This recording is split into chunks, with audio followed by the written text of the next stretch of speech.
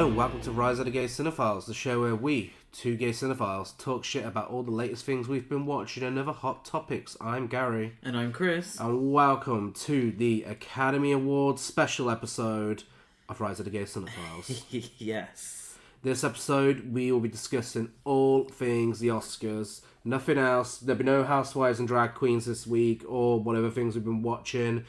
We will instead cover that on the next episode. But for now, there's a lot to discuss about the 97th, is it? 97th Academy Awards. Oh, wow. 97. Only feels like yesterday it was 50. It only feels like yesterday was the first one. Yeah. But yeah, let's go through. The show happened. I don't think there was any massive surprises. No. Not surprises as in the results. I mean, in terms of people getting slapped or the wrong name being called out or streakers, anything like that. I think it was kind of by the books, wasn't it? Nothing I mean, just a bit of awkward singing, certain fucking moron going on for so long of his speech.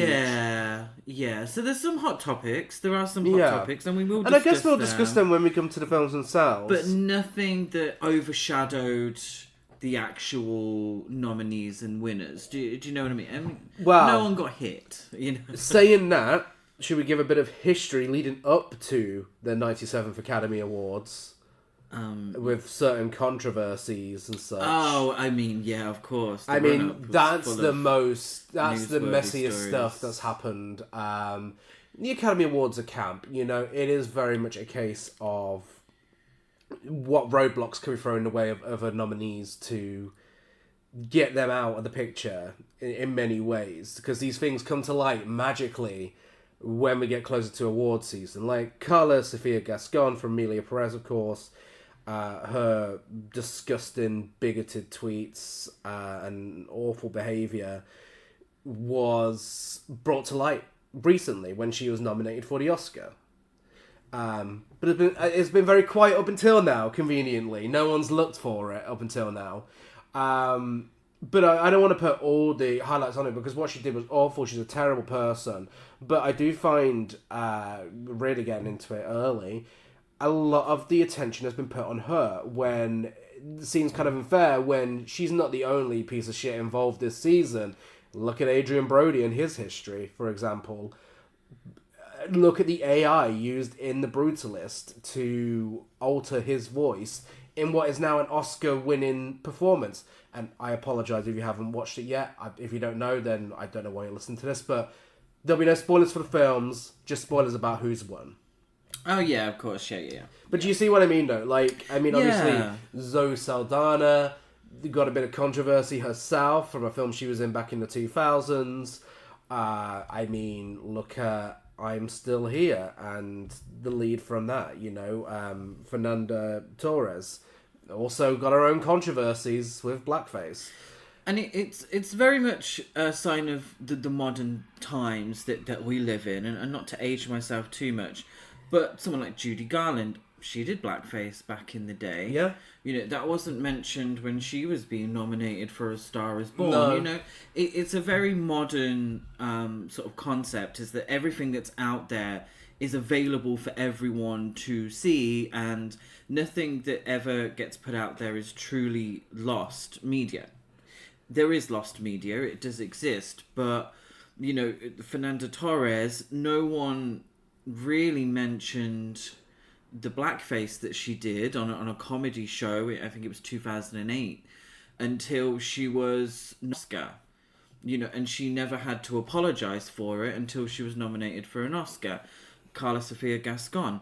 By all accounts, so many of those tweets had no interactions whatsoever. And it baffles me. Yeah. Absolutely baffles me that people... And it happens a hell of a lot. We had controversy here during a Big Brother series of old tweets that came out about a contestant called Trish, and the likes were minimal. No one commented on any of these, and it was just this bigoted crap that was just put out there to the universe. So no one interacted with it until Carla Sofia Gascon was nominated for an Oscar. And people will do this. People will see these tweets. So I'm not saying go back and delete your tweets. What I'm saying is don't say it in the fucking first place. Like, don't be a shit. There's probably plenty of people during the 30s, 40s, 50s, 60s that won Oscar, up until probably 2 years, around 1 year ago. Absolute pieces of shit that won Oscar. How many Oscars did Weinstein win? Exactly. And I think it's just a sign of the modern times. And I think it is important to think about. I'm not sure what point I'm making, actually. It's just modern times. The point I'm making is that the point you're making? The point I'm making is that so much of the attention has been put on Carla Sofia Gascon, which again, I would never defend that sort of behaviour. I hate the film. I hate her. I think it's really just disgusting behaviour. There's no excuse for it whatsoever. And the apology was also lackluster as well. It didn't really... I don't think people should be cancelled for, the smaller things they do, but it's not a small thing with her. She was just awful. It was really hateful. And prolonged but as well. my problem is the fact that that's been the focus, whereas there have been so many controversies, but so many of those other ones have just been put to the wayside just to focus on the trans actress, and it's kind of it's never going to be the actress that did this. It's always going to be the trans actress that did this, and that's going to be the focus now. And that's highly unfortunate. And it is. It's clever people, and I will say clever, or non-ignorant people will be able to, separate those two. Yes. Carla Sofia Gascon is a singular person in this universe. A trans actress, but a singular person who has her own thoughts and feelings that she decided to put out there, and it has absolutely nothing to do with her trans identity. It has absolutely nothing to do really with her as an actress. It's just she had said these awful things. And I've got back to the point that I was making. And it wasn't necessarily about the Oscars or about film, but I just find it perplexing how people put this shit out there into the universe. And it's not even like they're getting egged on or anything like that. There's no one there saying, yeah, you tell him, there's no... I can feel how people get carried away when there's people underneath, and this is Twitter now, and it's why I don't deal with Twitter, because there's people underneath saying, yeah, you're right, yeah, I completely agree, thumbs up to you. It wasn't even that. It's just out there to the to the void. Bridget Jones's Twitter sphere, but Bridget Jones is Bigot Jones. I mean, I can't even remember. Bigot Jones's diary. So many lists, like racism, I mean, what? I mean, she was anti the Oscars. Yeah. She was George Floyd. Yes, racism. Yeah. Absolutely. Anti-Muslim. Yeah. I mean, she ticked every box. She did. She really did. And I probably would say that she probably didn't deserve to be nominated. She didn't. And that's the most frustrating thing here. We're going to get into that when we come to it. Basically, what we're trying to say is trans rights. Just fuck Carla Sofia Gascon. Separate, Yeah. So, getting into it, we're going to go through these in alphabetical order with a break in the middle to talk about everything else. Oh, yes. So first up, we have the big winner of the night. It's Anora, written and directed by Sean Baker, starring Mikey Madison, Mark Edelstein, Yura Borisov, Karen Karagulian. It's about Anora, a young sex worker from Brooklyn who gets a chance at a Cinderella story when she meets and marries the son of an oligarch. Once the news reaches Russia, her fairy tale is threatened as the parents set out for New York to get the marriage annulled. And it won Best Picture, Best Director, Best Lead Actress, Best Original Screenplay, Best Editing, and was also nominated for Best Supporting Actor for Yura Borisov. Do we think it deserved all of those awards? No. No. No. Now let's get this out there. We didn't hate Anora. No, I gave it 4 stars. Yeah, on I gave it 4 stars. It didn't quite live up to the hype, but it's a very good film. It's very well shot. Most of the dialogue's good. The performances are all good. But it's also incredibly flawed as well. I mean, I don't understand why in 2024 we were getting jokes based around homophobia and sexual assault. Yes. When Sean Baker. No, I can't remember which award it was. I think it was Best Director. When Quentin Tarantino gave Sean Baker the Oscar. Yeah. And Sean Baker sort of said, thank you, Quentin Tarantino. I love your films. Yeah. And such. I thought, okay, this kind of makes sense. Yeah. I mean, I felt Anora was kind of Tarantino-esque to a certain degree. And a lot of it, I was like, ooh. Like, when you watch Tarantino films back now, and you're like, why are you writing, as a straight white man, why are you writing this? Like, where is this coming from? And I felt there was humor based around homophobic slurs that really put me off. Yeah. Like, I just thought, why is this in the film? There was one use of it which made sense to me. Yeah. I thought, okay, I don't like you. And I'm not meant to like you, and this is absolutely the language you would use. And then it became a running joke, and I didn't get it. I didn't understand it. There was, racist language used that I didn't really understand necessarily. In Anora? Yeah, he said the N-word. Are you thinking of Tangerine? Sean Baker's other film. Okay. Sean Baker's better film. Maybe I'm talking about Sean Baker as a whole rather than the film. Yeah. Okay, excuse me. We watch a lot of films. I get mixed up. But there was a lot of it, and then there was a lot of sexual assault-based humour. Screwball sexual assault-based humour. And I didn't really... It really put me off. It felt really jarring. And I understand what he was trying to do. And... I gave it 4 stars. Yeah. He managed to do it to a certain degree. But there was just overall, a lot of it didn't sit right with me. I thought the character of Anora was one note. I didn't really feel like I got to know who she was. No. And your film's called Anora. I want to know, rather than this one note kind of performance, or she was always just reacting or screaming or shouting. Do you know what I mean? Yeah. Maybe it needs a rewatch. I enjoyed the themes, particularly of the power that men assume they have over women, the power of wealthy men in particular. It's handled really well to a certain extent.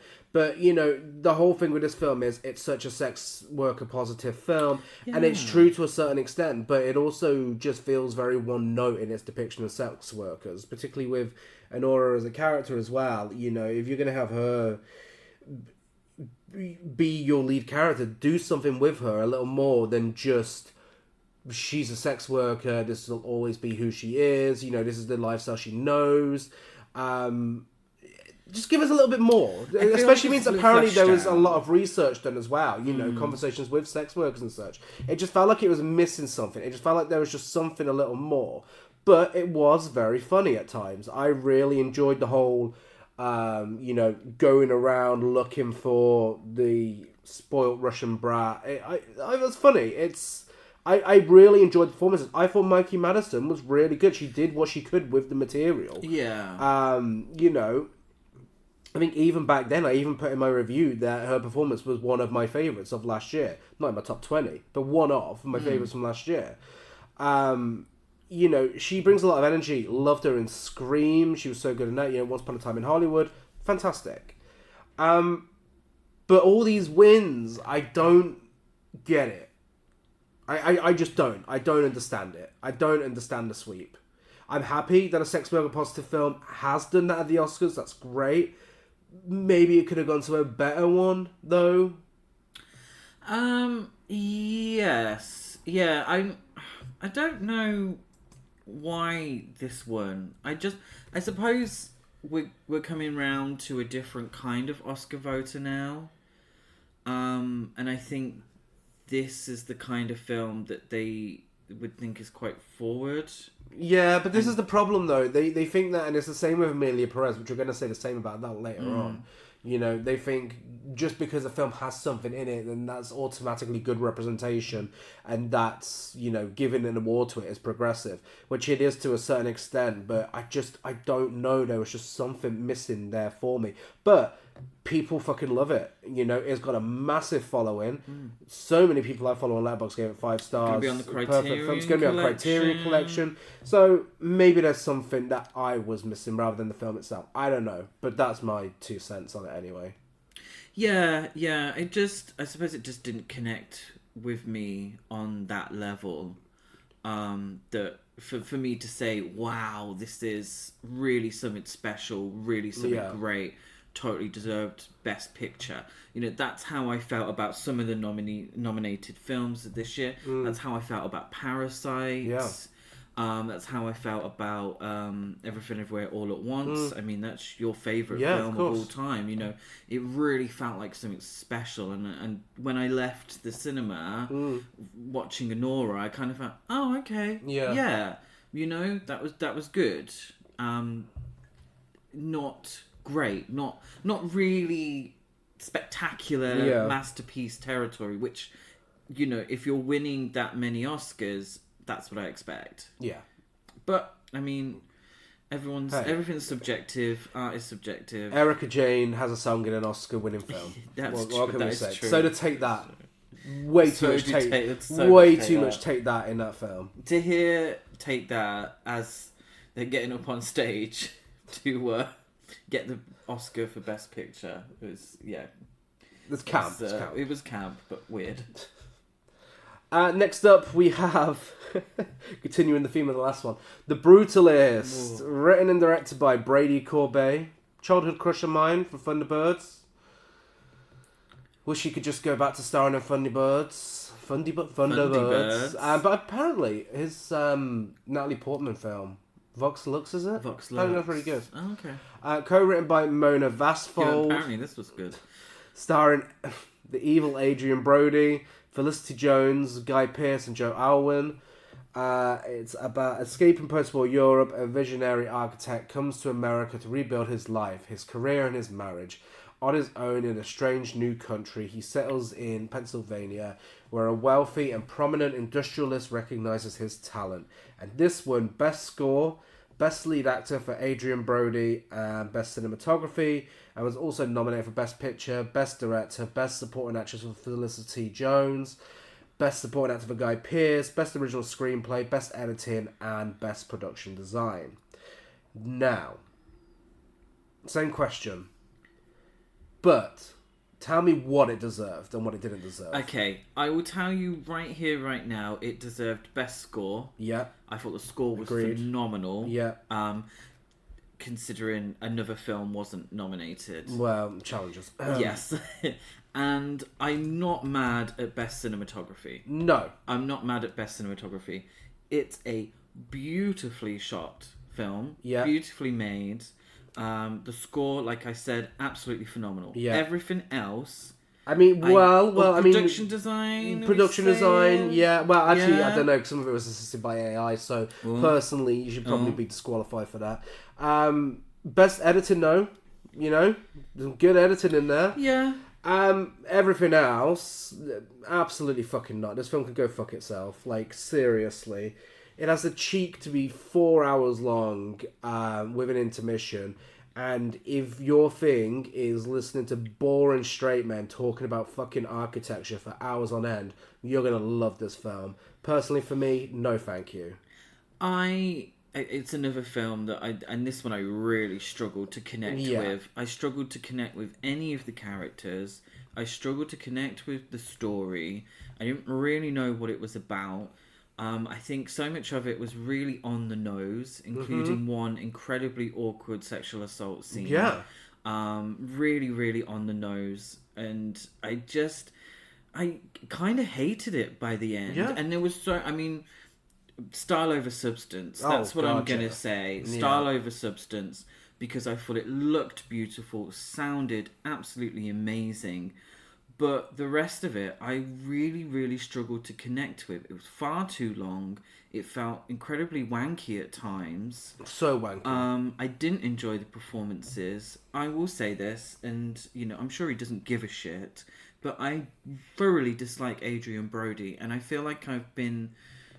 other people are coming on to that now. Yeah. I hate what he did to Halle Berry when he won for The Pianist. The Pianist is a film I refuse to watch because of that history. I won't get into it. I hate when he introduced Sean Paul on SNL, and that sounds so silly, but I hate that. I hate his speech. The speech that he gave when he won for Best Lead Actor, I hated it. It's the longest speech in Oscar history. Yeah. And he said absolutely fuck all. It felt much so like the film. Self-serving. Yeah. It was, it was perfect representation of the film. It should have had its own intermission. Absolutely. And, when the music started playing and he was like, no, I'm not done yet. Fuck you. Why do you get to say that? You've already done this. Why do you get to say that? Get off the stage. You've already done this. Say thank you and fuck fucking off. Torturous to sit through. And this film is a film about capitalism, immigration, and the dark reality of the real America throughout history. All great themes. But it does fuck all with them until the final 5 to 10 minutes when it just explains it to you like you're dumb, even though you had to just sit through the rest of the fucking boring ass film. And it uses sexual assault to double as a cheap on-the-nose metaphor and a cheap plot point. What the fuck is with that? 2024 this was made. There's no excuse. Yeah. So obnoxious. So obnoxious. I really fucking hated this film with passion, and the only reason I couldn't give it 1 star is because it's undeniably beautiful to look at. Yeah. Yeah. Apart from when they awkwardly use AI. But the score and the sound design, it's phenomenal. It really is phenomenal stuff. And I think, and I don't want to, talk on anyone else's behalf, but I do feel like a lot of people maybe got caught up in that. Yeah. In the grandeur of it all. Uh-huh. And I think that's probably why it was nominated for so many Oscars. It's such an obvious one. Caught up in that. But, and take this with a pinch of salt, because random comments and posts on Instagram it's certainly not. I'm not saying I have journalistic integrity here, but the rumor was that there was quite a few Oscar voters that just couldn't be bothered to watch it all. Yeah. Wish we did the same. Yeah, I kind of, part of me wishes I'd given up halfway through, but we wanted to make sure we watched all of them, and we did. We watched all 10 nominated films, and this was one of them, and it shouldn't have been. Yeah, glad to have seen it on a big screen, but also glad that I never have to sit through it again. Yes. Next up, we have A Complete Unknown, which is written and directed by James Mangold, co-written by Jay Cox, grow up, Chris, based on Dylan Goes Electric by Elijah Wold, starring Timothée Chalamet, Edward Norton, Elle Fanning, and Monica Barbaro. Premise, it's in the early 1960s, and 19-year-old Bob Dylan arrives in New York with his guitar and revolutionary talent. This is the official premise, by the way. I didn't write this. Yeah. Destined to change the course of American music. Seriously, this is what it says. He did. Well, yeah. Forming his most intimate relationships during his rise to fame, he grows restless with the folk movement, making a controversial choice that reverberates worldwide. Now, this didn't win a thing. Surprisingly, not a single award. There we go. Nominated for Best Sound, Best Picture, Best Director, Best Lead Actor for Timothée Chalamet, Best Supporting Actress for Monica Barbaro, Best Supporting Actor for Edward Norton, Best Adapted Screenplay, and Best Costume Design. And I'm going to give you my first should have won. This should have won Best Supporting Actor. When you look at the category, Edward Norton for me gave the best performance of those people. Yeah, and full disclosure, we didn't watch The Apprentice. We didn't. No, we didn't. So we can't speak comment on Jeremy Strong's performance. Minus Jeremy Strong. But Edward Norton. I agree. Out of what was nominated, Edward Norton would have been my choice. Yeah, and it deserves the rest of its nominations. I believe so. I do agree. I'd actually also say Elle Fanning should have been... I liked her performance in the film. Yeah. Yeah. Yeah, I really liked this. I liked it actually added to the nominations. Yeah, no, of course. I like this way more than I thought I was going to like it. Because, I knew Bob Dylan's music, but when it comes to biopics, I'm just really fucking tired of them now. There's so many of them. And, as soon as this was getting the award season buzz, I was just rolling my eyes. Like, okay, here we go again. But, do you know what? Really, really surprised me. I was fully captivated by this film. It looks incredible. It sounds incredible. James Mangold did Walk the Line, which was also fantastic. And he clearly knows what he's doing with biopics. Yeah, what I liked is, I think sometimes now we're getting so many biopics, there's a shtick to it. Yeah. And I haven't seen A Better Man. Is it A Better Man? Better Man. Better Man. But that has a shtick to it. We watched the Elton John one. There was a shtick to it, you know? And this one didn't. And I think they just said, let's just make this film and make it as well as we can. Yeah. Let's put some effort into the costumes. I think the costumes were fantastic. Yes. Put an effort into the filmmaking. Put an effort into all the performances. And we're going to tell a story. We're going to tell it, it's not his whole story. Not Bob Dylan's complete life story. And they made a decision to talk about one specific part. And that's because it's based on a book that I'm assuming only takes one section, and we're going to do it really well, and they did do it really well. Timothée Chalamet gives a great performance as Dylan. I feel like the film told an honest story because he wasn't always likable. It wasn't, yes, his genius, and in the premise they're like, oh, a revolutionary talent, and he was, but also he was a bit of a bell end. And it wasn't afraid to sort of say, yeah, he was a bit of a bellend, actually. And I think that's why I appreciated Elle Fanning's performance so much. Yeah. Because she kind of juxtaposed that. And it wasn't just, I hate everyone in this film. And I think Monica Barbera's performance as Joan Baez as well actually really helped with that as well. So it wasn't a case of, I dislike everyone in this film. It's like, no, actually, Bob Dylan's a bit of a dick. And this is people reacting to Bob Dylan being a bit of a dick. But I'll always take women's side in films anyway. I mean, it does do that thing where there's like a certain time where you're kind of like, okay, he was definitely using a lot of drugs at this point, and it never says that. No. It carefully hides that. Yeah. There are some things it does hold back on, but yeah, it's mostly feels honest. Yeah, I think so. And yeah, I think Monica Barbera, I thought she was so good in her role in Elle Fanning. Yeah, and I thought Timothée Chalamet's voice was like dangerously close, sounding identical to Bob Dylan's. Absolutely, he did a fantastic job. He really did, actually. I was very surprised by this film because I thought it was going to be Oscar baity wankery. Yeah. And it wasn't. It was actually a really enjoyable experience. Yeah, really, really appreciated it. And it's so weird because I think I gave it the same as Anora. Yeah. But I just it's weird. And this is, I'm sure, many people who use Letterboxd as much as we do and watch as many films, that you can give a film the same rating, but you give it for completely different reasons. Yeah. And one of them is so much higher in your estimate than the other one. Yeah. It's where the love heart comes into it. That's how I use the love heart. Like, this is 4 stars with a love heart. Yeah. Yeah. And I really appreciated it. Does that make sense? Yeah, no, it makes I think a lot of people sense. use it like that. I mean, another film that I rated similarly to Anora, another film I liked, but, didn't quite understand all the nominations and such, is Conclave, directed by Edward Berger, written by Peter Strawn, and based on the book by Robert Harris, starring Ralph Fiennes, Stanley Tucci, John Lithgow, Isabella Rossellini. It's about Cardinal Lawrence, who has one of the world's most secretive and ancient events, participating in the selection of a new pope. Surrounded by powerful religious leaders in the halls of the Vatican, he soon uncovers a trail of deep secrets that could shake the very foundation of the Roman Catholic Church. Now, this won Best Adapted Screenplay, and it was also nominated for Best Score, Best Picture, Best Lead Actor for Ralph Fiennes, Best Supporting Actress for Isabella Rossellini, Best Editing, Best Production Design, and Best Costume Design.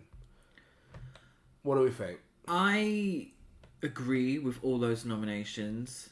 All of them? Apart from maybe Isabella Rossellini. Yeah. Who I Which is shocking. love. Absolutely shocking. Absolutely love. But I think her performance was good.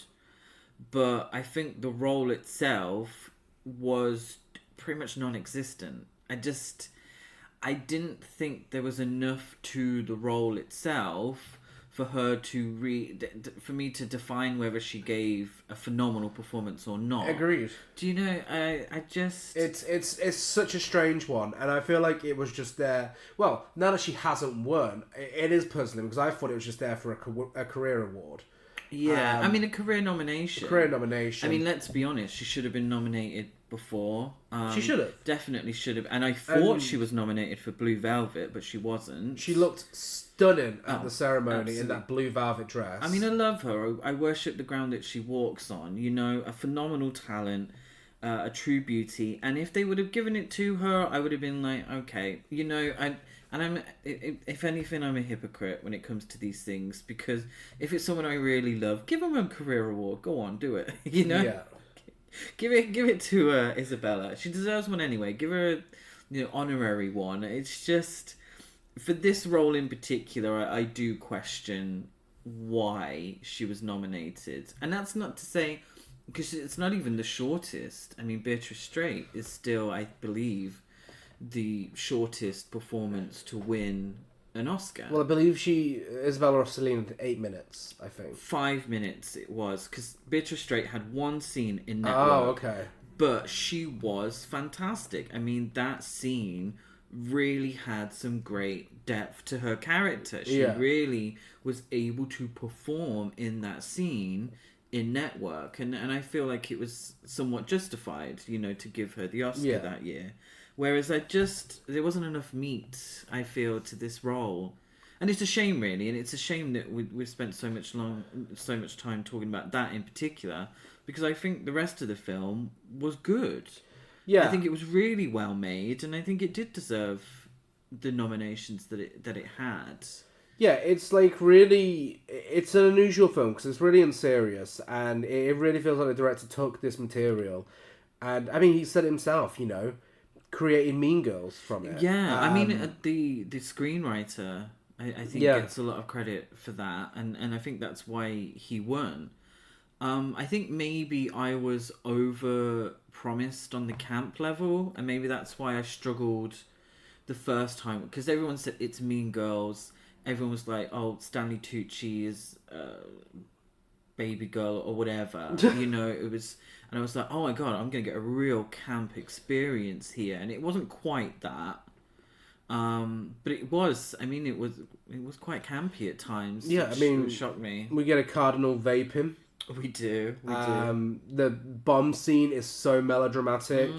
There are moments in there where it is so camp.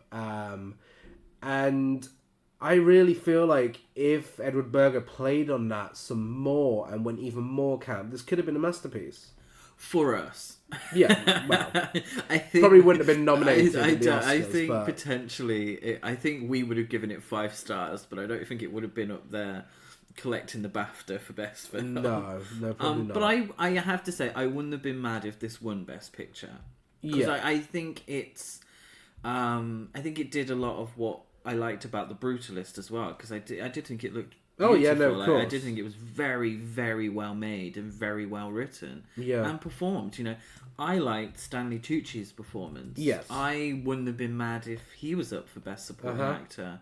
I like Ralph Fiennes' performance, and it's a shame really, because Isabella Rossellini, I just wish there was a little more to that role. And maybe that's why I struggled a little more to connect to the film. Because I gave this 4 stars too. Yeah. Because I was promised a career best performance from Isabella Rossellini. And I was like, oh, is that it? And these things play into... And I really do. Because of how film watching is now, and because how the internet is and social media, when I see things online, I go into a film with expectations, and sometimes when it doesn't live up to that expectation, I feel a little deflated. And Yeah. I think it's maybe sometimes a little unfair to the film. And I don't want to watch every single film I ever watch twice. I don't want to do that. But maybe sometimes a film needs a second watch where I'm like, okay, I know what to expect now. And I won't feel like, oh, Isabella Rossellini's barely in this film. Oh, I was promised a career best performance. Do you know what I mean? Uh-huh. Well, next up we have a film that was promised to be the film that you'll want to tell your grandkids that you saw in the cinema. A film that was promised to be the greatest film ever made, a masterpiece, a genre-defining classic. Much like they said about the boring first film, but this one's a little better. It's Dune Part 2, written and directed by Denis Villeneuve, co-written by John Spates, based on the novel Dune by Frank Herbert, and starring Timothée Chalamet again, Zendaya, Rebecca Ferguson, Josh Brolin. It's about Paul Atreides, who unites with Chani and the Freemen. I've seen his films. I've seen all these films now and I still don't know how to pronounce these properly. While seeking revenge against the conspirators who destroyed his family. Facing a choice between the love of his life and the fate of the universe, he must prevent a terrible future only he can foresee. I remember enjoying the film, but I have to say, if you had asked me then to recite off the top of my head the premise of the film, I'd have no idea. I would not be able to tell you a single thing. Like, you've just read that out there. And I was like, oh, is that what happened? I genuinely cannot remember a single thing. But I remember it looked and sounded phenomenal. Well, it won Best Sound and Best Visual Effects. It was also nominated for Best Picture, Best Cinematography, and Best Production Design. I think it deserved to win Best Sound and Best Sound. I think deserved to win. I think it deserved the Best Visual Effects nomination and Best Cinematography, Best Production Design. Do I think it deserved Best Picture? No, absolutely not. Come on. No. It's good. It's very good. Yeah. But come on. I think maybe again it's a bit like the same criticism I had for The Brutalist, but to a lesser extent. I just felt it was, style over substance. I cannot remember anything about the plot of the film. Yeah. I don't remember any of the dialogue. I literally remembered the memes. You know, what's his name? Austin Butler. Austin Butler. Yeah, I remembered that. I don't remember a single thing from the first film, which I thoroughly disliked the first film. And I just, again, I feel like sometimes it's not for me. Film's made for straight people. Yeah, but it's made for maybe a certain audience that isn't. I know, and actually, I will say this: the more I hear about how wild the Fast and the Furious films get, the more I think I might actually enjoy them. Apparently, they go completely off kilter. But I feel like it's the kind of film that isn't made for me. I wouldn't have watched it. I would not have watched Dune Part 2 if it wasn't for feeling like I had to watch it for this podcast episode or because it was nominated and I wanted to watch all the nominated films, because I didn't like the first film.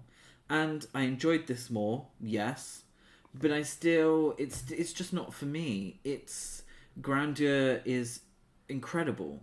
Yeah? It looks, sounds amazing, brilliant, well done, but I need a little meat on the bones, and I need a bit of something I can hold on to, which for me is interesting characters, an interesting plot, bit of camp, bit of melodrama, a bit of something, you know? Do you know what I mean? And that's just purely my taste. Yeah. Purely my taste. Yeah, I like I said, I really enjoyed it. I thought it was very entertaining. And I'd like to think I'm a smart guy, but the premise for this is just so unnecessarily complicated. Like, they really just throw random fucking words around in these films. Like, I don't know what the fuck they're going on about. But it's kind of like Star Wars. I mean, Star Wars, they throw around some completely random words. But it gives me a bit more. It's a bit more energetic. It's a bit more lively. A little more. The characters are a little more. You can kind of tell the difference from them a little more. People called it space opera, because it is melodramatic. It is over the top.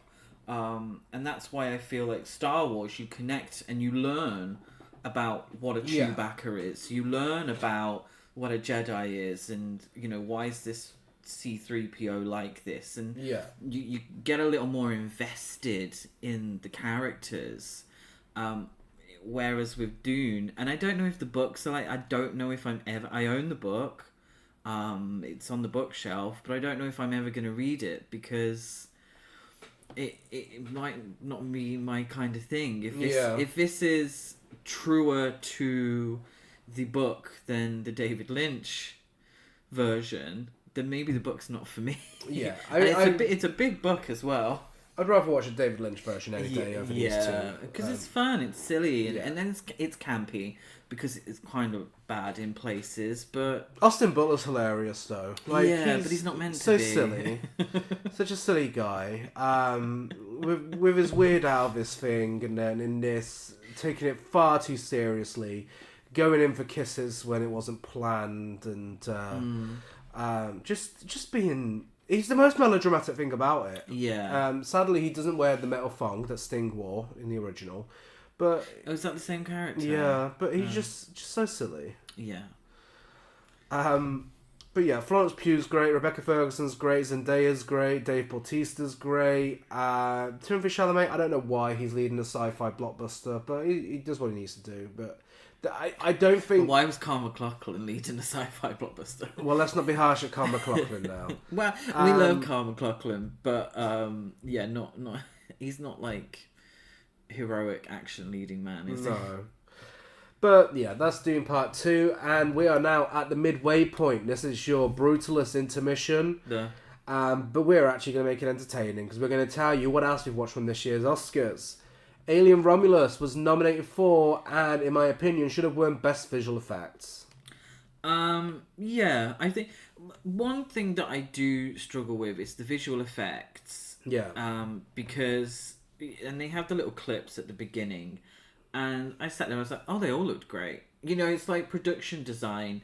I can't I can differentiate, but in terms of the actual talent on display, it's some incredibly talented people, and as long as it wasn't Gladiator 2 winning for visual effects, because some of those sharks wasn't nominated. really iffy. But I'm like, I think they all done phenomenal. I think they have all done an impeccable job with visual effects. I think for me, Alien Romulus just edges it more because of the sheer amount of practical effects in there. Yeah. The puppetry for the face huggers, the xenomorphs, really fucking impressive stuff. It's incredibly talented. It looks like a film from the 80s in the best way possible. Yeah. And it is the best Alien film since Aliens. Just a really great film that... It's a shame, the Oscars are the way they are, because it deserved so much. Yeah. But yeah, I'm glad it was nominated at the very least. A Different Man was nominated for Best Makeup and Hairstyling. Ridiculous that it wasn't nominated for anything else. Yeah. I was a big fan of A Different Man, and I really wish that we could have seen it nominated for more. Again, we haven't seen The Apprentice. So I'm glad Sebastian Stan got a nomination, because I would have put him forward for Best Actor for A Different Man, because I thought his performance was great. But I loved the film, so I would have nominated it for Screenplay, Best Picture, Best Actor. Yeah. Supporting actor for Adam Pearson. Absolutely. Yeah. I loved A Different Man. I would have loved to have seen more nominations. Yeah. Gladiator 2 was nominated for Best Costume Design. Beautiful gowns. Beautiful gowns, yes. Beautiful gowns. Yes. Absolutely deserved that nomination. Didn't deserve anything else. No, thankfully really. Didn't get anything else. Apart from maybe Denzel Washington. Yeah. Who was the highlight of the film. And I think sometimes, particularly in supporting actor and actress, when everything around is kind of mediocre and not that exciting, you really stand out. And I think Denzel Washington's performance is what I will remember from Gladiator 2. Yeah. So, yeah. Inside Out 2 is nominated for Best Animated Feature Film. Absolutely deserved. Yeah, loved Inside Out 2. Loved Inside Out. Strong year. It's a strong category. Very, very Sadly, strong year. we for didn't Best see Animated Flow. Feature. Flow has not been released in the UK yet. Won't even be on our next episode because it's not released till the fucking 21st, which is ridiculous. And we will support it. We will watch it at the cinema. Yeah, I'm sure we'll talk about it as well on here. Kingdom of the Planet of the Apes was nominated for Best Visual Effects. Very well deserved. Looked great. Yeah, great looking film. Maybe another one that I don't remember the plot of, but looked great. Maria was nominated for Best Cinematography. So well deserved. Should have won. I think it looked spectacular. And again, it's another strong category. Yeah. When those nominations were coming up, I was like, oh wow. I wouldn't be able to vote, I wouldn't be able to vote, but this... I would have voted for Maria. Yeah, I think maybe I probably would have gone for Maria because it looked beautiful.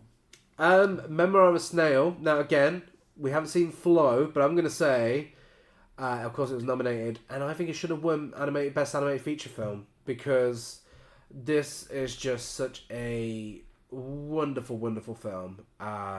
It's kind of like John Waters, but in animated form. Really fantastic themes in there. It's an adult animated film. There's some really, raunchy humour and just themes that you couldn't really cover this way in a kid's film. And it looks stunning. It was 8 years in the making, I believe.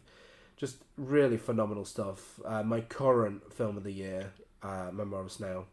Yeah, I love Memoir of a Snail. It's one of those films that has stuck with me, really resonated with me.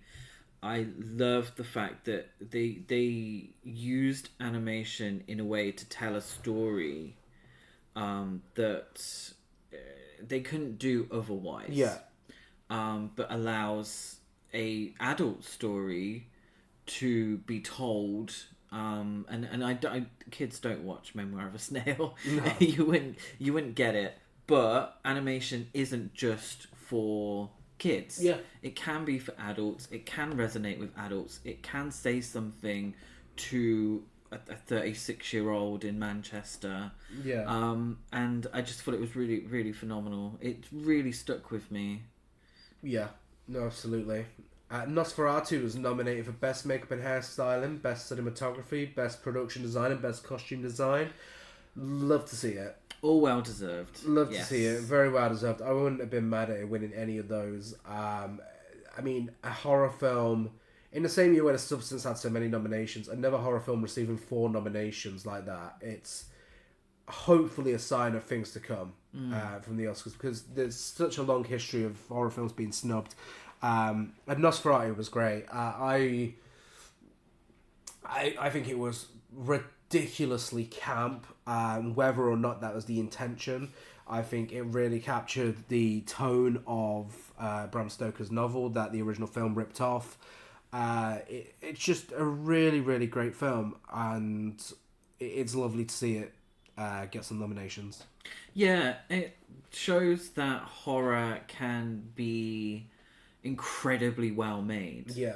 Like, given it the effort that it deserves, you can have horror be beautiful and horrific at the same time. And they really did so well with the costumes. In particular, I thought they really stuck out in cinematography. Just a really well-made horror film. I love my cheapy horror films. Yeah. I love them. But horror can be prestige. Yeah, and of course. In all regards. Yeah. And this Nosferatu showed that. A Real Pain, Kieran Culkin won Best Supporting Actor, and it was also nominated for Best Original Screenplay. Really not well deserved. I'm sorry. It did another one that didn't resonate with me. I found a lot of the characters quite the two main characters quite annoying. The most interesting characters in that film were the tour group on the sideline. A lot of people are saying that Kieran Culkin just played his character from Succession, which is a highly popular TV show. Others are saying that Kieran Culkin's just playing himself in the film. I mean, I don't know him personally, but from interviews and his award speeches, I agree. Yeah. It doesn't feel like he's giving a performance. He's just like, here's your script, do what you would do in this situation. Which I don't know if that's a terrible thing, you know, if that's what they wanted, and then he's the best person for it. The performance, it just didn't resonate with me. The film didn't resonate with me. I mean, it's just kind of it's tonal mess.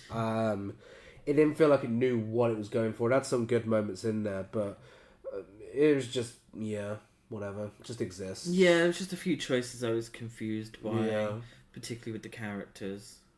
The Seed of the Sacred Fig, nominated for Best International Feature Film, and absolutely deserved it. I'm happy with what won, but this would have been my choice, personally. I thought this film was absolutely phenomenal. If this were a normal episode, it probably would have been my one of my highlights.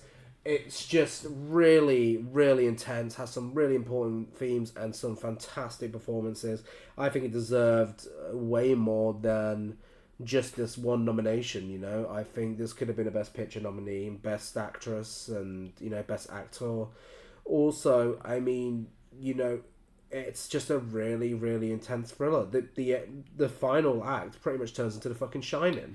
Yeah, you know? Yeah, and really, really well made thriller. And that remembers to be thrilling, but also said something. And yeah, I really enjoyed The Seed of the Sacred Fig. Yeah. What wasn't thrilling was September 5th, which was nominated September 5, nominated for Best Original Screenplay. I don't understand. Why? Yeah. Why? This was literally just like a Wikipedia article. Fucking boring bullshit. Yeah, it was. We haven't watched Munich. Have you watched Munich? No. I haven't watched Munich. But it's the same story as Munich, and I didn't really get the gist of who these people were. It's just, this happened. That's literally it. This happened, and then this happened, and it was like, okay. We kind of like, you know, The Brutalist in the way that it's frustrating that it's kind of not badly made. You know, on a technical level, it's absolutely fine. I didn't hate it. It's not bad enough to be abysmal, but not great enough to be a masterpiece. It's just unnecessary. Just didn't need to exist. Sing Sing was nominated for Best Original Song for Like a Bird. Should have won that. Best Lead Actor for Carmen Domingo. Should have won that. Best Adapted Screenplay. Probably should have won that as well. But there is another film later on that I think deserved it even more. But either way, Carmen Domingo gave for me the best performance of last year. And the fact that he didn't win and that piece of shit Adrian Brody won for that fucking phoning it in performance in The Brutalist. Absolutely ridiculous. Carmen Domingo was miles better than him. Yeah, I loved Sing Sing. The Best Original Song, I kind of, a little tangent here, but Diane Warren, she's been nominated, how many times has she been nominated now? I mean, it's double figures, and she hasn't won.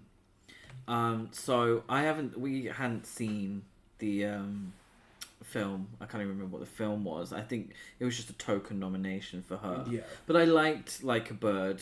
And yeah, I think it should have won, but also I kind of want to see Diane Warren finally win one.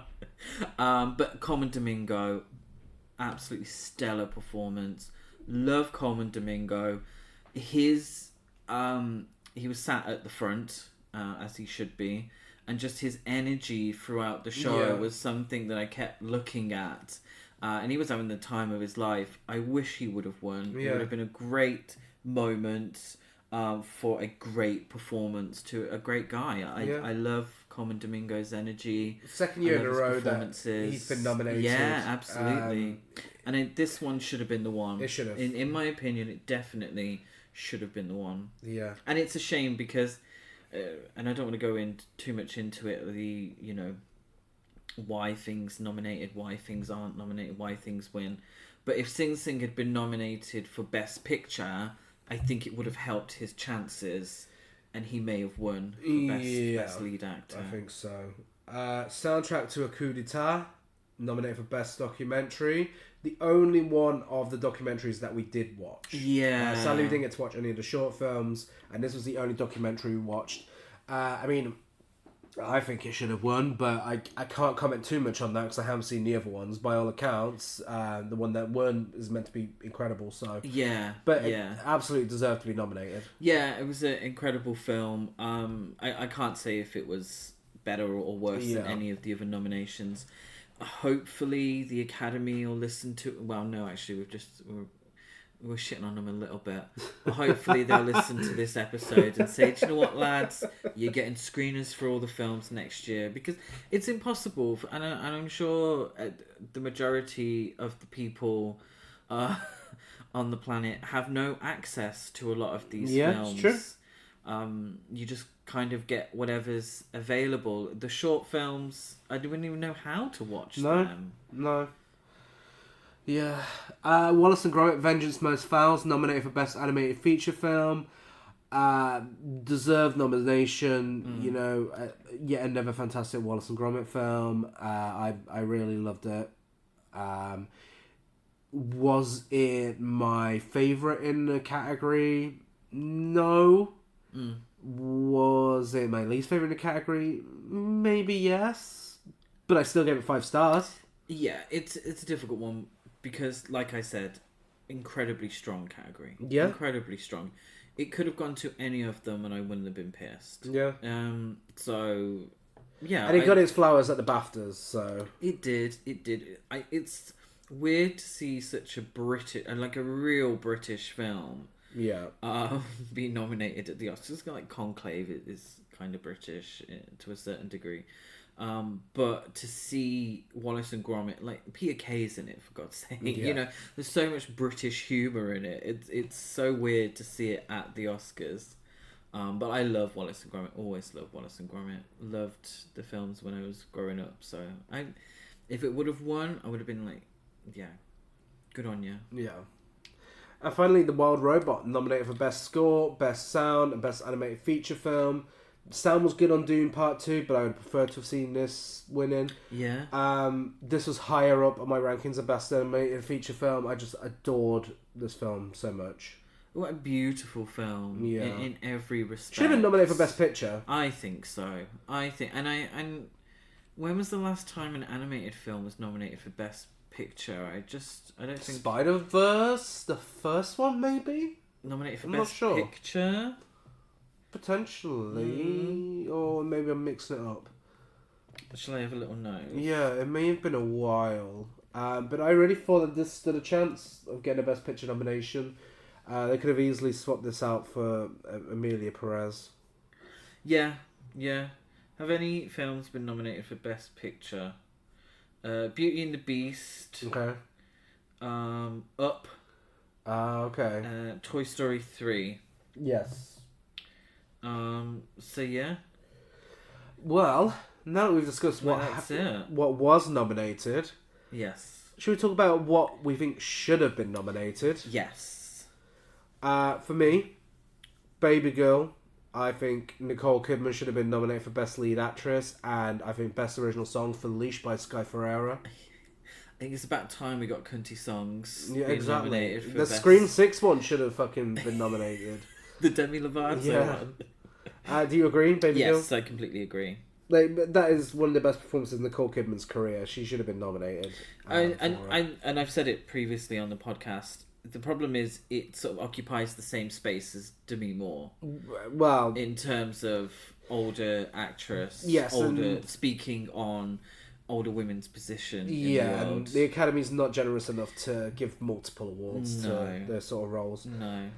Challengers, the biggest gag for me that this wasn't nominated, because I think it should have got Best Picture, Best Cinematography, Best Editing, Best Sound, Best Score, Best Original Song, Best Screenplay, Best Director, Best Lead Actress, Best Supporting Actors. Genuinely, all of those, I think it should have got, and it would have been so well deserved. Would she have been lead? Yes. Would you say she's the lead of the She's film? in the centre of it all. So I would say Zendaya would be lead, and Mike Fast and Josh O'Connor would be supporting. Really? Or do you think they all would have been leads? Maybe. I think they all would have been joint lead, I think. I think the whole film is the three of them. I mean, that's, it's a threesome kind Yeah. of thing. But I wholeheartedly agree with you, especially best score. Yeah. I think, I'm going to use the word, because everyone used the word, snubbed. Oh, so Best score was snubbed. the biggest snub. Yeah. And having watched all of the Best Picture nominees, it definitely should have been nominated for Best Picture. Yeah. Really fantastic. Really caught the imagination of people online. A very successful film that people really enjoyed. I think it's a shame that it really, with the Oscars, unless some studio exec or someone's getting behind you, it doesn't really matter what sort of traction you get from an actual audience. But a really successful film that should have been rewarded with nominations. Wins, whatever, that's all subjective, but at least some nominations. Absolutely. Dee, I think should have got Best Picture, Best Original Screenplay, and Best Supporting Actress for Joan Chen. Yeah, loved Dee. We've spoken about it on the podcast, haven't we? Mm-hmm. Oh, well, Horror Court Trash Show, if you go back that far. But I loved Joan Chen's performance. Yeah. I really, really loved Joan Chen's performance in Dee, and I would have loved to have seen her get a nomination. Yeah. But in particular, I completely agree, obviously, but particularly with that Best Supporting Absolutely. Actress. It's wild. Like, there's no reason to why she shouldn't have been nominated. Hard Truths, I think, should have got Best Picture, Best Original Screenplay, Best Lead Actress for Marianne Jean-Baptiste, and Best Supporting Actress for Michelle Austin. Completely agree. Loved Hard Truths. One of my favourite films from this year so far. Again, in particular, I would point out Marianne Jean-Baptiste's performance. Really should have been nominated. Yeah. I would love, because you get 10 Best Pictures. I wish we could expand some of the other categories. It would be nice, as well. I think, it's performances like this are so incredible. And it's not about awards. I know it's not about awards, but I'd love to see, Marianne Jean-Baptiste as she's an Oscar nominee, but as an Oscar nominee for Best Lead Actress, because she was absolutely phenomenal. Heretic, I think Hugh Grant should have been nominated for Best Lead Actor. Yeah. He was nominated for Golden Globe and... in lead? Yeah. Was it lead? Yeah. How to Make Millions Before Grandma Dies, I think should have been nominated for at least Best International Feature Film. Yeah, that was great, that film. It really caught me off guard just how good that film was. And again, Best International Feature, open that up. Yeah. Let's get 10 nominations for that. Because there seems to be a slight disconnect at times where, the Oscars... I'm getting into something here. So the Academy Awards is I'm assuming, meant to be the world's best films. Yeah. But it's all... It's America's... It's Hollywood's best film. Yeah. So it's... I just don't understand what it's meant to represent, because it's kind of like how Miss Universe or how Americans, I think they call the baseball the World Series, but it's not the world, it's just America. And so I feel like it should be opened up more to international films, because something like Parasite won for Best Picture, it won for Best International Film, and it seems like they only give one nominee to an international feature film for Best Picture. And sometimes that doesn't happen. But then you get British films that are nominated for Best Picture. So what actually is Best Picture? What does that actually mean? Yeah. Emilia Pérez nominated, 2 then this year for Best Picture, and that was an international film, and it's it confuses me a little bit. I wish they could open that up, because films like How to Make Millions Before Grandma Dies deserve a big audience. Deserve that audience, because it's really, really fucking good. Exactly. A film that I really had such a big impact on me, and a film that speaks on the trans experience way more and way better than, and more authentically than another certain film that we'll be ranting about soon. I saw the TV Glow. I think it should have got Best Picture, Best Original Screenplay, Best Cinematography, and Best Lead Actor for both Justice Smith and Jack Haven, because I thought they were both phenomenal. And, you know, I'd have laughed at myself for suggesting that this time last year, but with what happened with The Substance, which was a fucking weird film for the Oscars to get the reaction that it got, and, you know, you think of a lot of things that happen within that film where it goes, it's not what you'd expect to see nominated at the Oscars.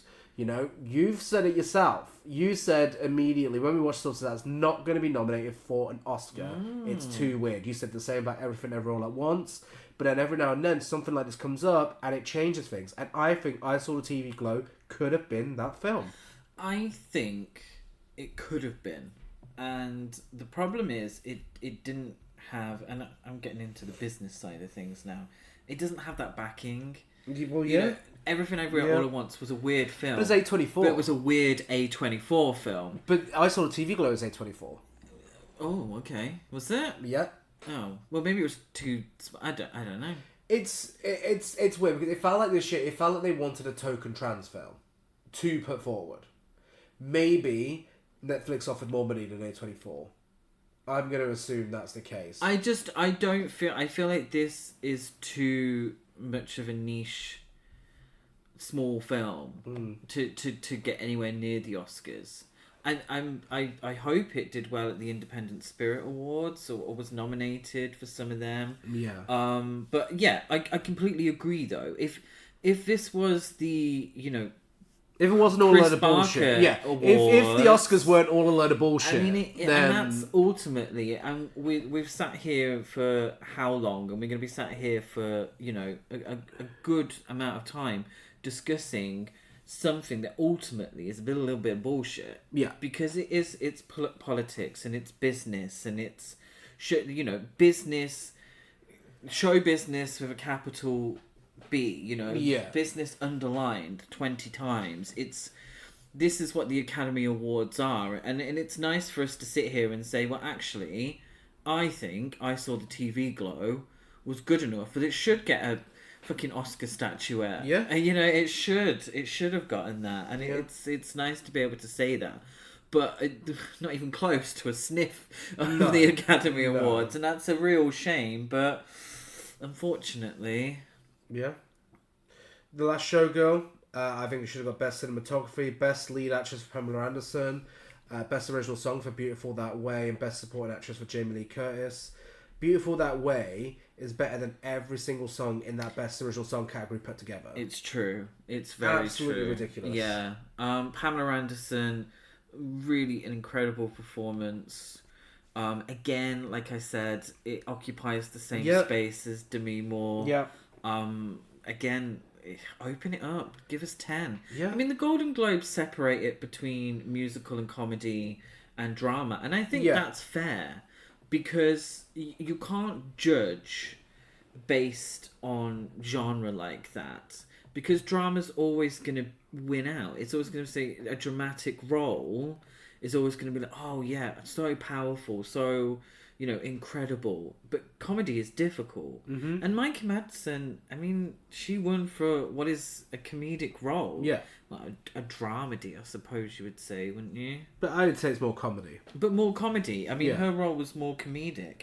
And I think open up the Oscars more. Give us those 10 nominations and we can get, you know, across the board, we can get a comedy, musical, you know, the whole spectrum of female performances. And you know me, I'm always drawn to female performances more, you know, but male performances too. Yeah. But in particular, a performance like Pamela Anderson in The Last Showgirl deserves as much recognition as possible. Yeah.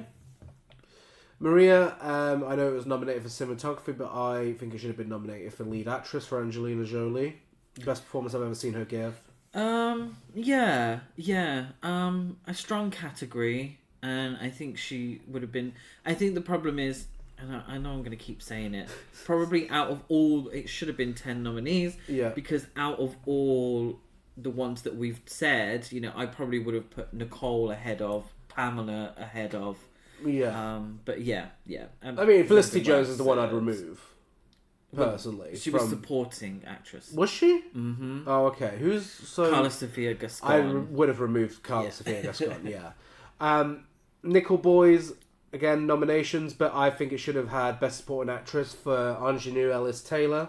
Yeah, I think all the performances in Nickel Boys. But particularly hers was phenomenal. Yeah, and we'll discuss Nickel Boys more, but Ingenue Ellis-Taylor definitely deserved Best Supporting Actress. Another film by Luca Guadagnino, Queer, I think should have had Best Lead Actor for Daniel Craig, Best Score, Best Cinematography, and Best Adapted Screenplay. Because if we're talking adapted screenplay, that is probably one of the best adaptations I've ever seen of a novel. Like, it nails it completely, like right down to the T. It just perfectly nails that novel. I got the impression with Queer that Luca Guadagnino really wanted to make this film. Yeah. And it showed in the film. And I haven't read the novel.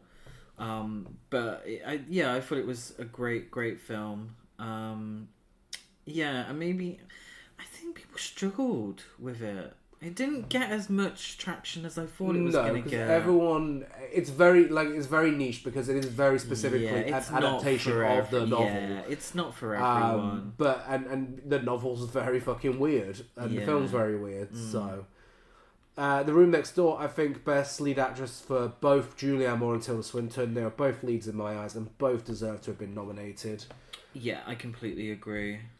Sing Sing, I think it should have had Best Picture and Best Supporting Actor for Clarence Macklin. Clarence Macklin, I would say snubbed for Best Supporting Actor, and I would have put it in Best Picture too. Yeah, absolutely. Margaret Qualley was snubbed for The Substance. Yeah, that was a real shame. How can you have Demi Moore and not Margaret Qualley? It's like having Cynthia Erivo and not Ariana Grande. Absolutely, it's ridiculous. Absolutely, yeah, completely agree. And one of the biggest crimes of this year, Thelma, should have been Best Picture, Best Director, Best Original Screenplay, Best Lead Actress for June Squibb, and Best Supporting Actor for Richard Roundtree.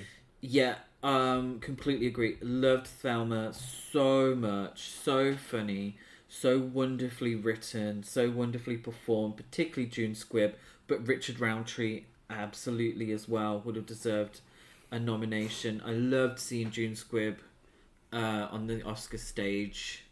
When she was, I can't remember which one she handed out, but really, the film, what's underappreciated. Yeah, absolutely. Underappreciated. Should have gotten way more traction when it came to awards season.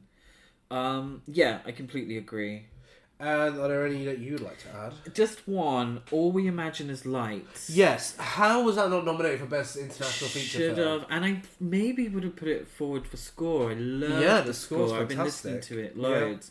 Yeah. Best International Feature. I would have seen a nomination for All We Imagine Is Light. Highly recommend that film.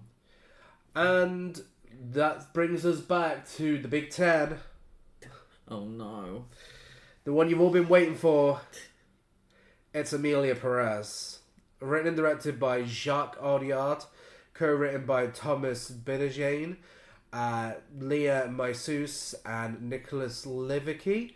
Based on the novel Écoute by Levici. Okay. Based on the novel by Écoute by Boris Raison.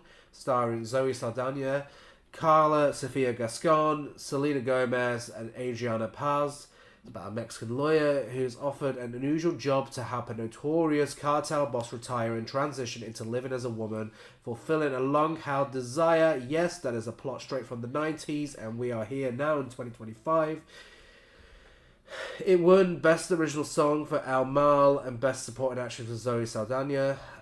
Also nominated for Wild, but this was also nominated for Best International Feature Film, Best Makeup and Hairstyling, Best Score, Best Original Song for Mi Camino, Best Sound, Best Picture, Best Director, Best Lead Actress for Carla Sofia Gascon, Best Adapted Screenplay, Best Cinematography, and Best Editing. very politely from myself to whoever's involved at the Academy Awards. Are you fucking high? What the fuck is wrong with you? They were high on Netflix cash. Netflix money must have been fucking great, because that is a gigantic fucking joke. It is a joke. This film is hated by so many people. Again, the Brutalist problem, surprisingly well made. Couldn't give it a lower rating than I gave it. But this is genuinely, at its heart, it's a fucking half-star film in what it does to the trans community and to Mexican people as well, because the representation is fucking insulting. I think this is the difficulty. We went to see the film because it was getting Buzz. It was getting buzz, and so we went to see it. We saw it at the cinema, and we came out of it, and I think I gave it 3 stars. I gave it 2.5. 2.5 or 2.5 or 3 or whatever, and I said that was all right. It was average. Yeah. It was pretty well made, and I wasn't really sure what it was going for, but yeah, I just thought, it's going to be a little overrated. And then this is one of the things where I find out about the film afterwards. Yeah. And then I realised, this is a French dude. This is a straight white French man who is saying something about Mexican culture and about trans culture, and then I thought, that's weird and icky. And then what he said about it as well, and everything that's around the film, and I the problem is I can't go back. Well, I mean I can go back, but the context is quite important in this situation, because I'm like, oh wow, this isn't good. This isn't good. Yeah, it's filled with tropes, really offensive, dated tropes, and it's never been more obvious that a film with a trans storyline has been made by trans people. Carla Sofia Gascon is pretty much the only trans person involved, and performance, the separated performance from the person, fine. It's a fine performance. Zoe Saldana, she's probably the best thing about the film. But, Oscar worthy? Absolutely fucking not. Are you fucking mad? Well, I was confused because obviously watching it, I didn't think the songs were meant to be good. I thought it was meant to be weird and a little out there and strange. But the more I think they were meant to be good songs. Yeah. And they're awful. But they are bad and cringe. Yeah. And, let's talk about it. El Mal won. Yeah. Best song. Yeah. Didn't deserve it. Uh-huh. I had to keep being reminded. Wow, the Oscars kept reminding me of that song because it's the only clip they fucking played. Yeah, because they were determined to not show Carla Sofia Gascon. But yeah, didn't deserve any of the awards. Zoe Saldana did not deserve Best Supporting Actress because she was not a supporting actress in that film. No, she was lead. She was a lead. She was a lead. This is, and I forget the term, despite me, watching so many things about Academy Awards. What is it? Category fraud. There we go. Yeah. It's category fraud. It's a lead performance that's been shoved into Best Supporting because they think it has a better chance of winning. Because the critiques that we've had for Isabella Rossellini's performance don't apply to Zoe Saldana because she's in the film massively. She's massively in the film. Her story is probably more the heart of the film than Emilia Pérez. Yeah. And so it's category fraud, and she won every award for it. Do I think that she gave a bad performance? No. I actually think she's the highlight of the film, but she should have been nominated for Best Lead Actress. Yeah. And lost because Demi Moore. Yeah. I can't believe this film exists in 2025. It's absolutely fucking ridiculous. And, that many nominations as well. It's just stupid. It really is stupid. And the director, oh my god, he said controversial things himself. Yeah. And he just seems like the worst fucking person. Like, wearing his fucking Emilia Pérez hat to the ceremony. Fuck you. Quite arrogant with it so fucking arrogant. Dismissive of the criticism. But also, like, people said, no one involved with this chose to speak about the trans community when accepting their awards that they wrongfully won. Instead we get a fucking cheesy song from the Best Original Song acceptee. I hated that. Oh, that was awful. But, like... absolutely awful. The director was questioned by Rolling Stone why he didn't speak about it. He's like, well, if I won Best Director or Best Feature Film, then I would have. It's like, no, you were on stage when they accepted Best Son. They took you up there. I think this is one of those things that frustrates me a little about award ceremonies. Is I like it when people speak on something, and particularly when it's about the film as well, because Emilia Pérez, if it was a much better film, let's say Anora, where they spoke about sex workers. Yeah. And this film is dedicated to sex workers because the film itself would not exist if it wasn't for sex workers. Yeah. Emilia Pérez is a film about a trans woman, and therefore it's, without the trans community, without trans visibility, the film wouldn't exist. Yeah. So you need to speak on that and say, I dedicate this to the trans community at any given point, because it's important. And I don't think that the whole speech should be about that, but just say thank you to the trans community. It's as simple as absolutely thank you to the sex workers, because this wouldn't exist. I wouldn't have this award if it wasn't for these people. And I wanted this to be a representation of their fight against bigotry, their fight against being marginalised, their fight that I'm aware of, a fight that I don't lead, that I don't have to deal with, but I've benefited from because I'm telling their story.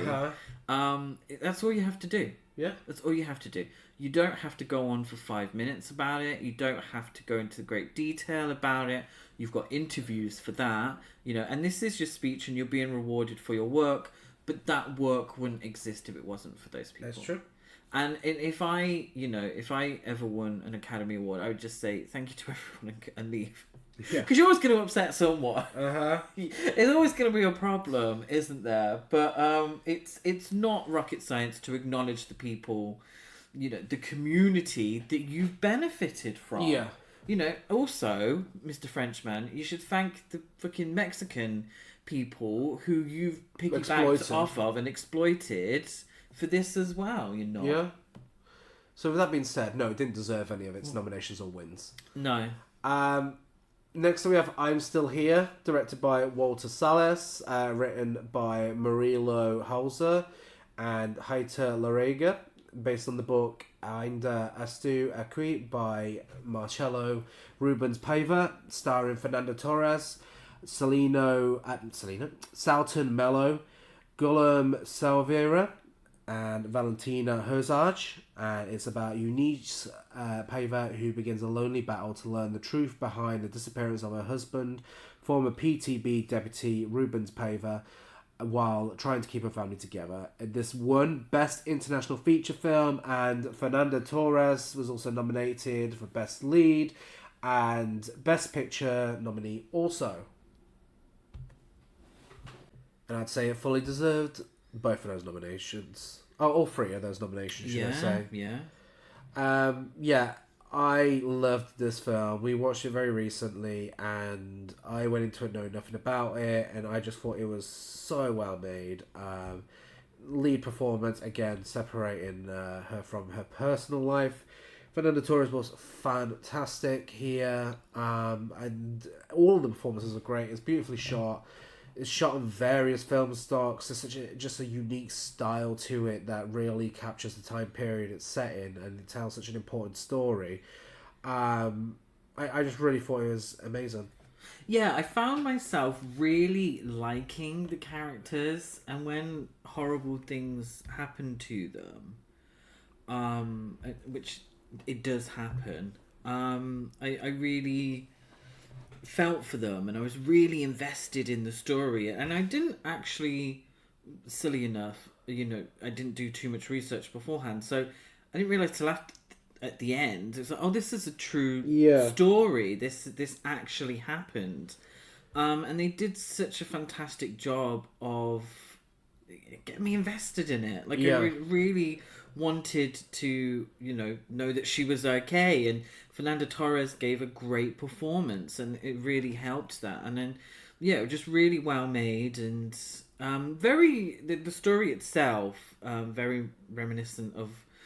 Obviously, this was a real story that happened, and it happened to many people.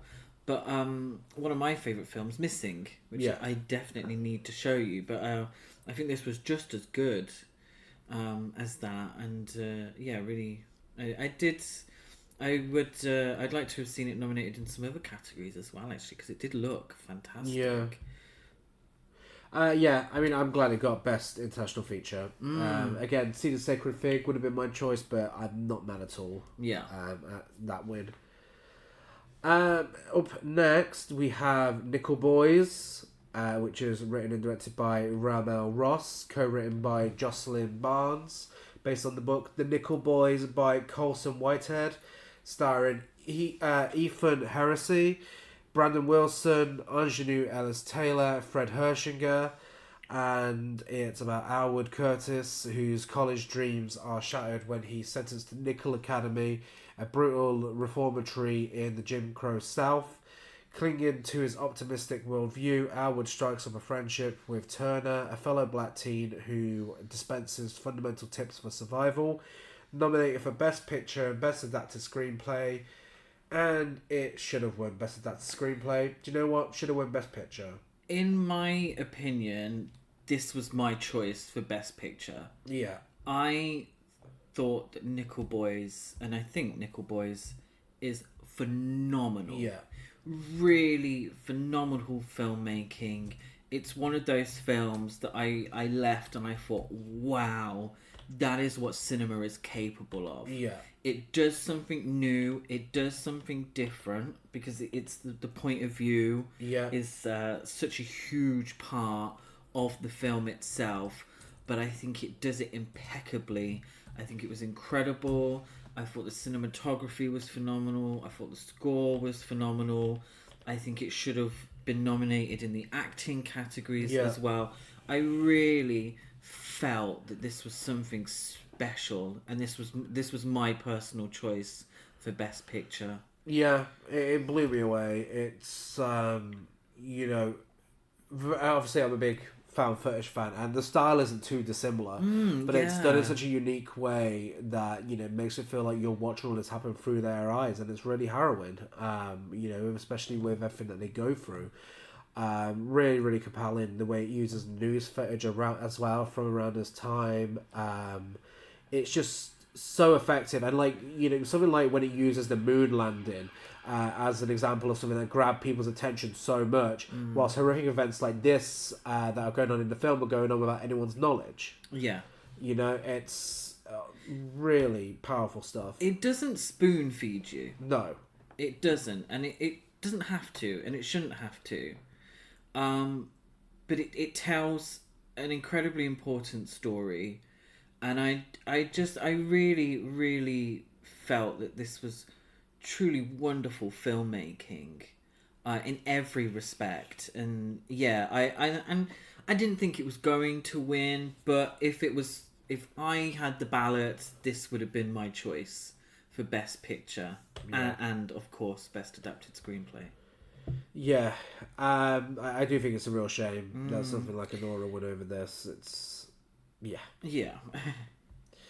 but that being said, just because the Oscars is done now doesn't mean that these films are history. No. Go and watch Nickel Boys. And it's difficult to get a hold of, but if you find a way to watch it, watch this film. And sometimes it's the films that don't win that go on to become it's weird to say it because it is a harrowing film, but beloved classics or films that stand the test of time. Yeah. And I think the Nickel Boys is not the Nickel Boys. That's the name of the book. Oh, there you go. That's probably why I got confused.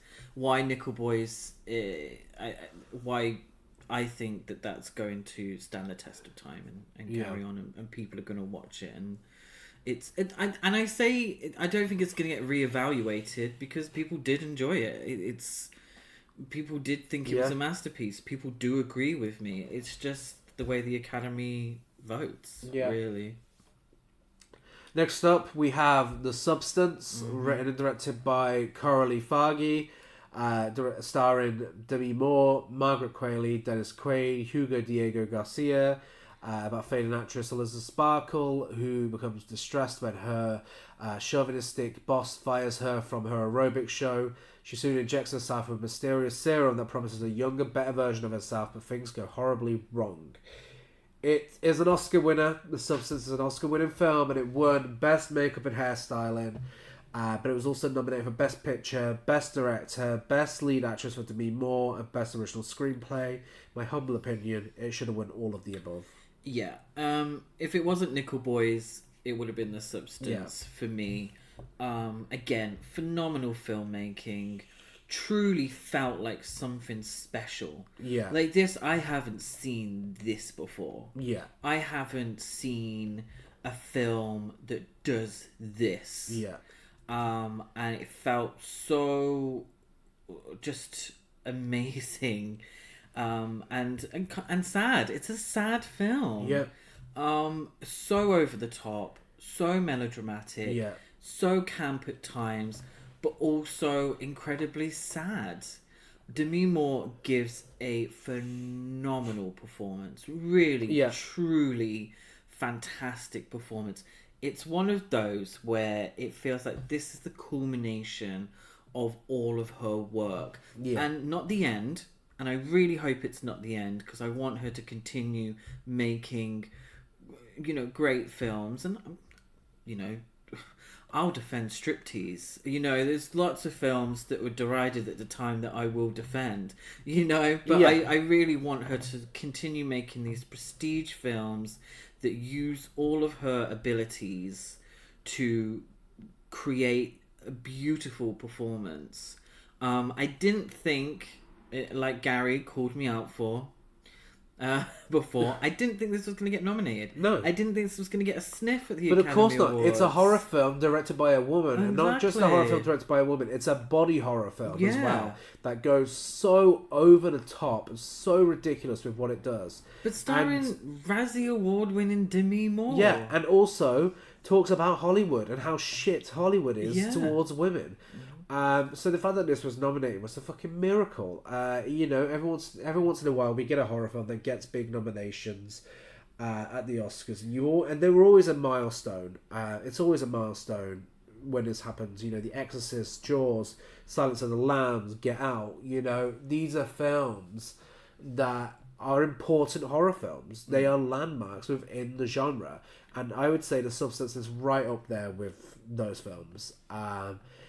And I'm just so happy it got all these nominations. It is wild that this happened. But I'm just gutted it didn't do the sweep, because it really deserved to win.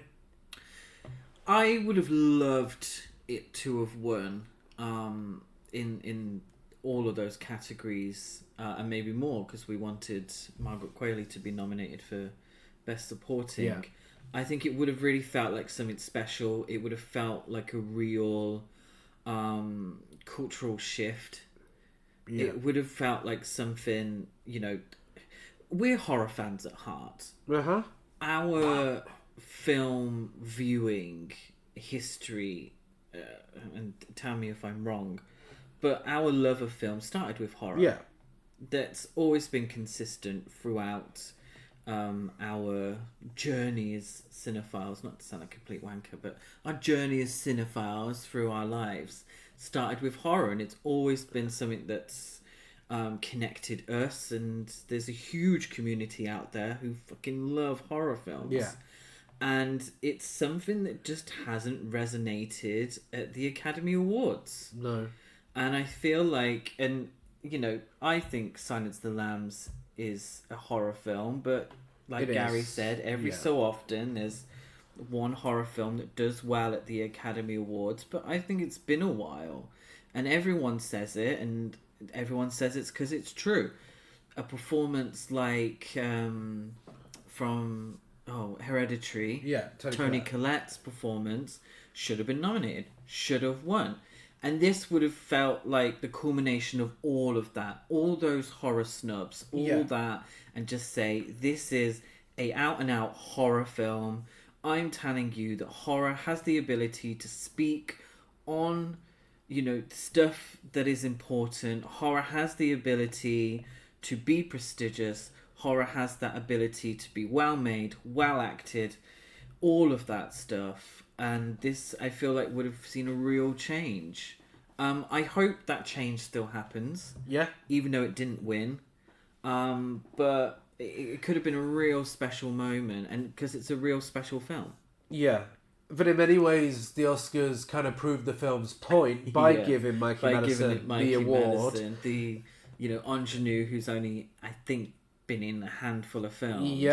Yeah, and, you know, younger, you know, stunning and so on, and yeah, it's very much what the film is speaking about, so it's kind of ironic, really. But in a film that's, and I don't disagree with it, but whose main focus is sex, you know, the marketing a lot was highly sexual, which is great, you know, I love that. Yeah. But it's kind of life imitating art to a certain degree, because you look at Sue, who's, you know, her on-screen persona is very in-your-face sexuality, and then you look at Anora and she's very in-your-face sexuality. It's quite ironic, really, that Mikey Madison did win over Demi Moore, because, I mean, that is the plot of the substance to a certain degree. I don't think Demi Moore's going to end up like Elizabeth Sparkles. With no spoilers. But I don't think that's really going to happen. But I'm just glad that we're even talking about this on an Oscars episode. Best horror film of the decade so far for me, and I just hope it goes on to be an important film for decades to come, because I don't think the message will ever get old, and it's just phenomenal. Yeah, exactly the same as Nickel Boys. I went out of that screen and in my head, and I'm not someone who does this too often, but I was like, wow, that is something special. Yeah. And finally, the final film to discuss is Wicked, Part 1. Directed by John M. Chu, written by Winnie Holzman and Dana Fox, based on the novel by Gregory Maguire and characters by L. Frank Baum, starring Cynthia Erivo, Ariana Grande, Michelle Yeoh, Jonathan Bailey.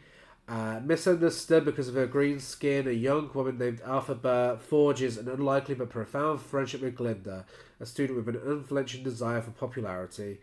Following an encounter with the Wizard of Oz, their relationship soon reaches a crossroad as their lives begin to take very different paths. It won Best Production Design and Best Costume Design, and was also nominated for Best Makeup and Hairstyling, Best Original Score, Best Sound, Best Visual Effects, Best Picture, Best Lead Actress for Cynthia Erivo, Best Supporting Actress for Ariana Grande, and Best Editing. For me, I think Ariana Grande should have won Best Supporting Actress, and I think all of the awards that was nominated for and won, so well deserved. So well deserved. And if a year ago you turned around to me and said that I would be saying the words Ariana Grande probably deserved an Oscar for Wicked, I would have been like, what are you talking about? Wicked's going to be shit. Her performance compared to Zoe Saldana is just a completely different perfect level. Casting. Absolutely perfect casting. I love Cynthia Erivo.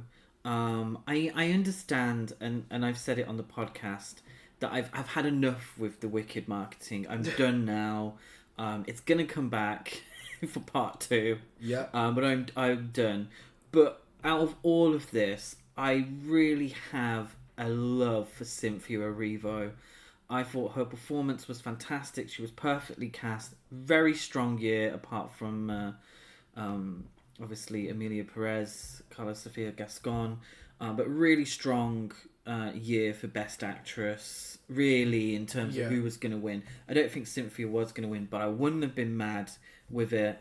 Her and Ariana opened the Oscars, and I thought they gave a beautiful performance. It was one of the best things to happen at the ceremony. Absolutely. I thought the absolute talent that those two have, and when they're singing together and you can tell that they have a real affection for each other, it was a beautiful moment, and I've really become a real fan of Cynthia Erivo.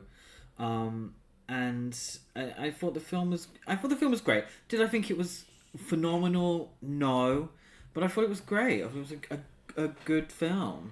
Yeah, I mean, obviously we haven't seen the stage show, no, so we can't compare the two. But I really just loved it. I thought it was fantastic. The press tour alone should have had its own nomination. Yeah. Yeah. I mean, you know, obviously he raises questions with the original Wizard of Oz and where things go, but I'm sure that's something that'll all be dealt with in part 2. Obviously, we have no idea what happens next. But it's a film about social injustice, bigotry, power, and corruption, and it's dealt with in such a fantastic way. And the musical numbers are amazing. High camp. Yeah, it's really queer as well. It's just, again, you know, I didn't really expect this to get this many nominations. Yeah.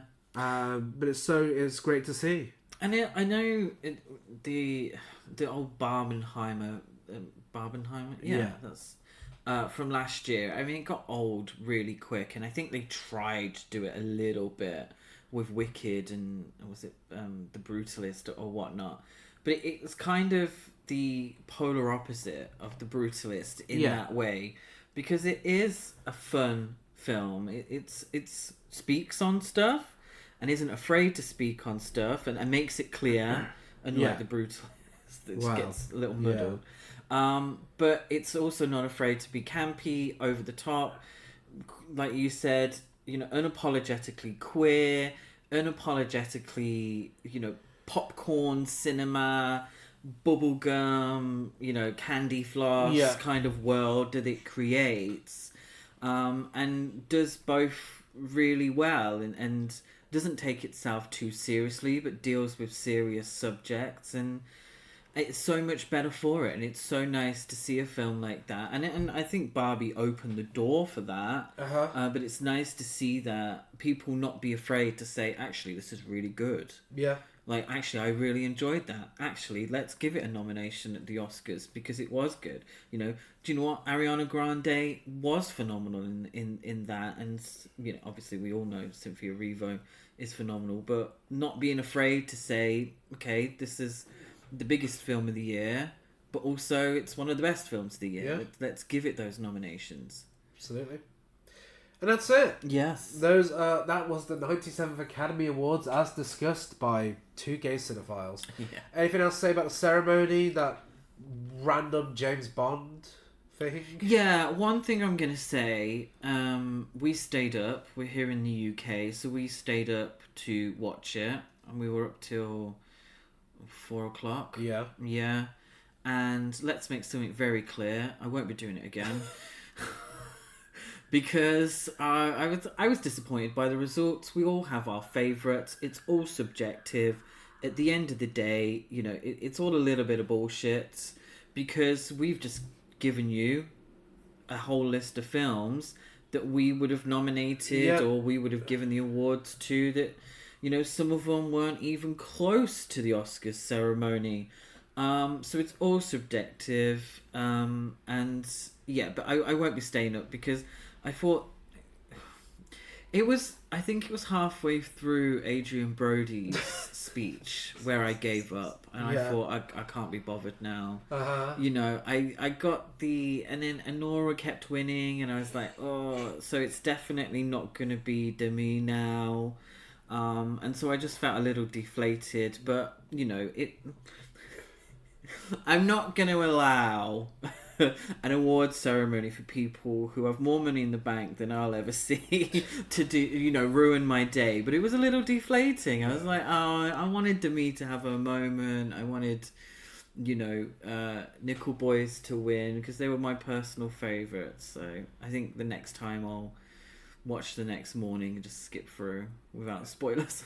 And if you'd say like Conan O'Brien, Oh, he was fine. I think with the Academy Awards, I think he was as risky as he could get. Yeah. I think pretty much reading Carla Sofia Gascon while she was there. She was there. Because when the joke was made, I was like, okay, so she's not there. Yeah. And it's like, oh wait, no, she's in the room. Awkward. It was nice to justified. It was nice to see Andrew Garfield speaking on behalf of all the gays while standing Goldie Hawn. That was camp. Who was it? Katia from Drag Race referred to that as Baby Girl 2. I would pay to see that. Yes. I enjoyed Queen Latifah's performance. That's good, yeah. The tribute to Quincy Jones. A couple of snubs in memoriam. So weird. You got so much space to include everyone in that. Why would you not include Tony Todd and Olivia Hussey? That's so stupid. Olivia Hussey isn't even a genre favourite. Yeah. Tony Todd in some ways was a horror genre favourite. Most well known for his work in horror, which it's still justified for an in memoriam. Yeah. Mention and I think you had the whole joke at the beginning, the whole musical performance from Conan O'Brien, but it kind of proved a point, because he did the we're not going to waste time kind of thing. Well, you are wasting time, and why did we not have 5 seconds for Tony Todd? Why did we not have 5 seconds for Olivia Hussey? Why was it Shelley Duvall when the screen went down? Yeah. It was kind of a bit like... I thought we were going to get a full David Lynch tribute when Isabella Rossellini showed up with Laura Dern and she's wearing that fucking blue velvet dress. I thought, oh my god, okay, this is going to be a great tribute. And it's no, 10 seconds. I think Nikki Glaser this award season did a phenomenal job, and I don't know, I think women do better at these sort of things, just in my opinion. I'm biased. I would have loved Whoopi Goldberg to do it again, or what's the names, Tina Fey and Amy Poehler, and I'll always love to see a woman on that sort of big stage. But he did fine. I'm not familiar with his work. I don't know. Conan O'Brien is someone who didn't translate to the UK. No. So I think he did fine. Yeah, but the show as a whole wasn't worth staying up late for. No. Let's be honest. Well, coming soon to this podcast, new releases that we've watched over the past 2 weeks will be included on the next episode, as well as other new releases. So The Monkey, Ghost Cat Anzu, Mickey 17 and Black Bag are all films that we're excited for over the next 2 weeks. And I've seen over the last 2 weeks. Is anyone, and I don't know why I'm asking is if anyone's going to reply to me, and I know your response, but does anyone else think that the trailer for Black Bag is really camp? Let's hope the film is as well. But we'll be discussing those as well as all the other things we've been watching and will be watching. In the meantime, you can find us on all social media by searching the name of the podcast, and if you can give us a rate, review, and subscribe wherever you're listening to this, we would be eternally grateful. We'll be back at the same time in the same place in 2 weeks' time. Bye.